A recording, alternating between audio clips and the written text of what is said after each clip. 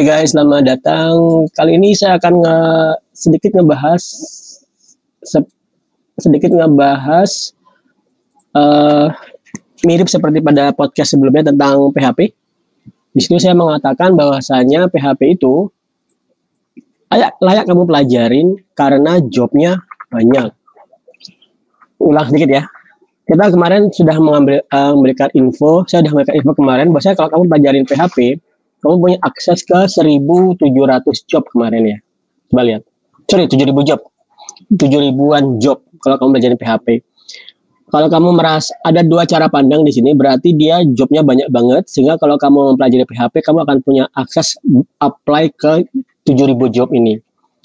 Tapi cara pandang yang lain adalah dia sudah sangat rame, programmernya sangat banyak yang menguasai PHP, sehingga begitu satu job di post di sana, kamu harus benar-benar cepat mengapply-nya dan harus benar-benar punya cover letter yang bagus agar kamu bisa bersaing dengan puluhan orang dalam waktu hitungan 5 atau 10 menit aja.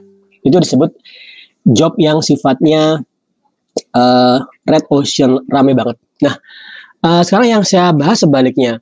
Bagaimana kalau kamu punya skill yang sangat expert di satu bidang dan itu onsite. Kemudian kalau kamu mau nembus remote work, pertanyaannya adalah apakah kamu bisa pertahankan jobmu yang sekarang, skillmu yang sekarang, atau kamu sebaiknya mempelajari skill yang baru, skill yang lain. Nah, contoh, kebetulan tadi ada teman yang nanya tentang yang dia kuasai SAP. Kita akan membahas dua skill SAP, ABAP dengan Odoo.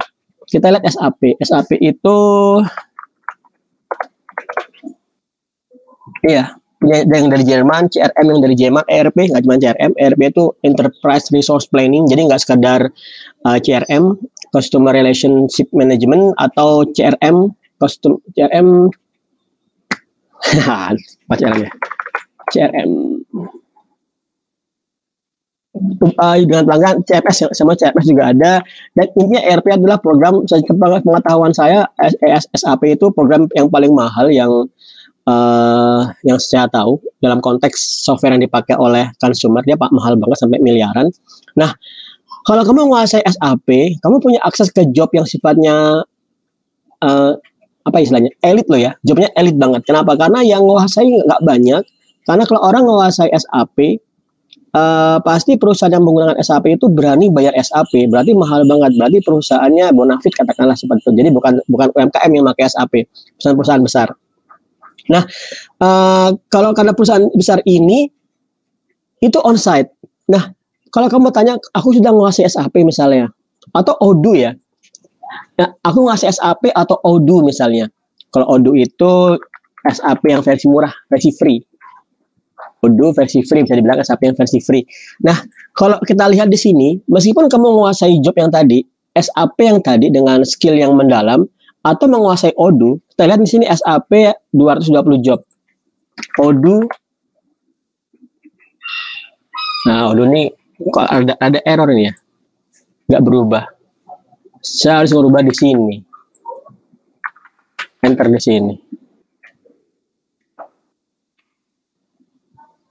Really, cuman kok sama. Ntar kalau Odoo 220 job, SAP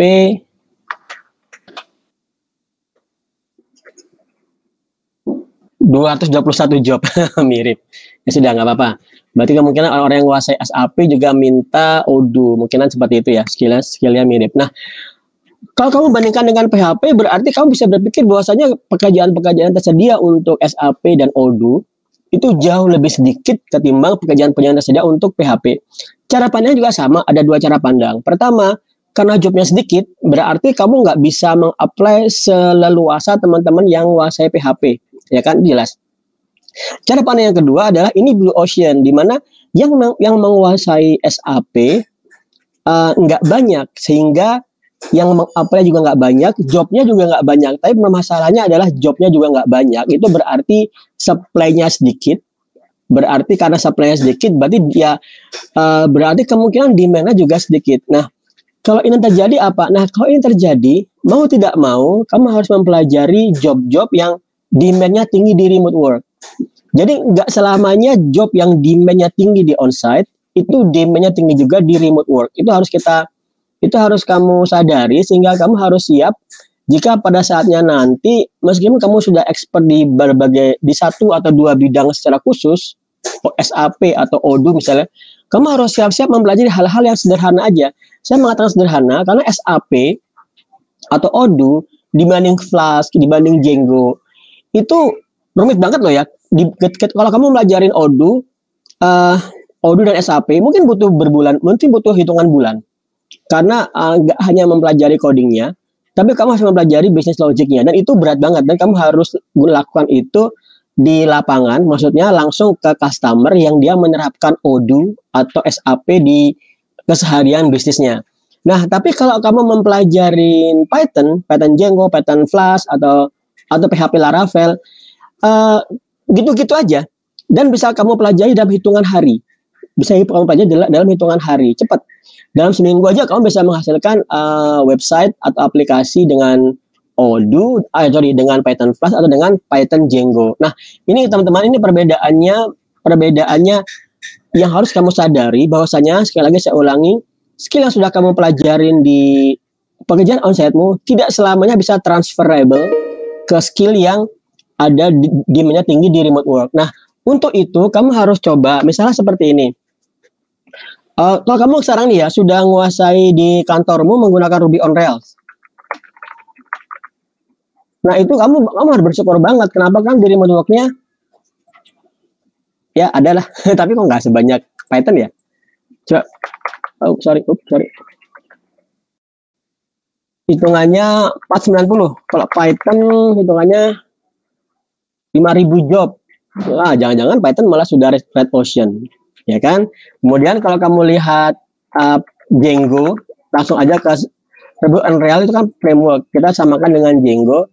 Django juga 700 job. Nah, jadi teman-teman, kalau kamu berpikir gini, kalau gitu sebaiknya gimana, Mas? Nah, sebaiknya adalah kalau kamu sudah skill di bidangmu yang sekarang,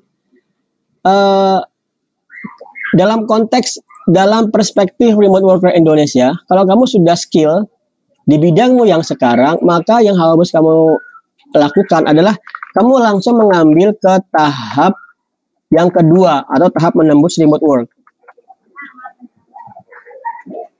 Di tahap menembus remote work ini, kamu bisa gunakan skillmu yang sekarang, mendaftar di Upwork, langsung apply job-job di Upwork, dan artinya kamu bisa leverage atau kamu bisa pergunakan mengutilisasi skillmu yang sekarang. Kan jadi asik, jadi cepat. Jadi hitungannya aku sudah punya skill, aku bisa manfaatin tanpa perlu belajar hal yang baru. Itu asik banget. Nah, tapi teman-teman, kamu juga nggak boleh mengabaikan kenyataan bahwasanya job-job remote itu kemungkinan lebih ramai, lebih mudah kamu apply kalau kamu belajar hal yang baru. Contoh saat saya menguasai Java dulu, saat itu ya tahun 2014, saya coba apply Java, ternyata responnya agak lambat. Kemudian begitu saya riset dan ada Ruby on Rails serta Python, kemudian saya memilih Python karena lebih ringkas sintaksnya. Karena lebih ringkas sintaksnya, begitu saya pakai Python ternyata lebih banyak. Nah, ini artinya apa? Artinya kalau ada pertanyaan seperti ini, Mas Eko, sebaiknya aku mendalami satu skill aja atau beberapa skill? Maka jawaban saya adalah tetap harus ada satu skill yang kamu mendalam menguasai. Oke. Kemudian kamu tetap harus siap-siap untuk belajar skill-skill yang baru. Kamu nggak boleh apa ya istilahnya ya? Jumut. Kamu nggak boleh jumut. Jumut itu nggak berkembang. Kamu nggak boleh nggak berkembang.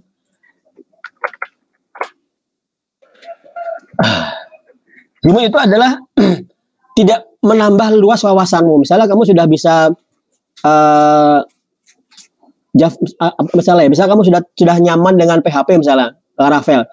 Jangan cuma merasa cukup dengan itu aja.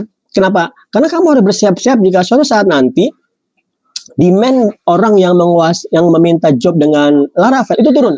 Kamu harus bersiap-siap dengan itu. Kamu harus bersiap-siap sehingga kamu harus melakukan apa? Kamu harus mulai mengekspand skillmu ke tempat lain. Itu wajib. Nah, jadi jawabannya adalah kalau ada pertanyaan, Mas Eko sebaiknya saya satu skill aja atau banyak skill, maka jawabannya satu skill tetap harus ada yang benar-benar mendalam, tapi kamu harus siap-siap nambah skill yang baru. Kenapa? Karena seperti tadi, kalau kamu main-main dengan katakanlah dengan SAP, ABAP itu bahasa scriptingnya malah cuma 19 ya. 19 ini bisa dibilang nggak ada demand-nya loh ya. 19 ini, dan kalau saya ambil yang hourly, dan kalau saya ambil yang klien yang sudah terdaftar sistem pembayarannya, cuma 7 job terbaru itu 1 bulan yang lalu. Berarti demand-nya untuk di pasar remote work bisa dibilang nggak ada. Jadi kamu harus siap-siap untuk mempelajari sesuatu yang baru. Nah, kalau kamu sudah menguasai SAP atau Django, Odoo, Python Odoo, kamu akan mudah banget menguasai yang lain. Karena kamu mudah menguasai yang lain, nah itu menjadi modalmu untuk menambah skillmu, sehingga pada saatnya nanti kamu benar-benar akan bisa menembus remote work either dengan skillmu atau dengan skill-skillmu yang baru. Oke, sekali lagi saya seperti biasa untuk popularitas bahasa pemrograman, saya selalu merefer ke PyPil GitHub.io. Seperti biasa, kalau kamu lihat di sini ASAP malah nggak ada ya, tapi bahasanya dia bahasa sendiri. Oke, kalau di sini berarti kamu lihat ini, kalau kamu pengen belajar remote work, 10 besar ini aja. 10 besar ini aja akan membuat kamu bisa mempunyai akses ke banyak job yang ada di dunia remote work. Kalau saya mau panjangin lagi, saya akan panjangin ke Go ya. Oke. Tapi sekali lagi teman-teman, jobnya kecil, yang seperti tadi SAP, ABAP, jobnya kecil, sedikit, tapi kemungkinan yang mau-apply juga sedikit. Akibatnya apa? Kalau kamu benar-benar skill di sana, iseng-iseng aja apply. Iseng aja pantau jobnya, kalau ada job yang muncul langsung apply. Kemungkinan kamu diterima. Kenapa? Karena itu namanya blue ocean, yang main sedikit. Oke teman-teman, gitu aja dari saya. Silakan disimak, dan jika bermanfaat bisa di-share ke teman-teman yang lain agar kita bisa mewujudkan Indonesia sebagai provider remote worker terbesar di dunia. Amin. Saya tutup dengan remote worker tadi. Thank you.